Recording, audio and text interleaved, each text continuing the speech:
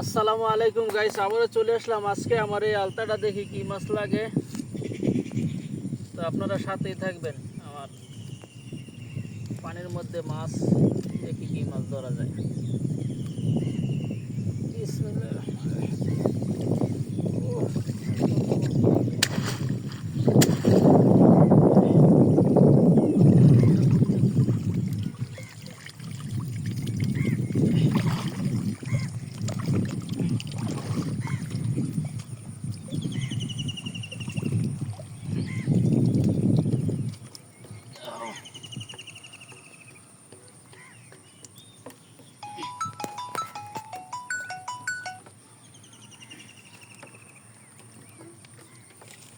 চমৎকার মাছ।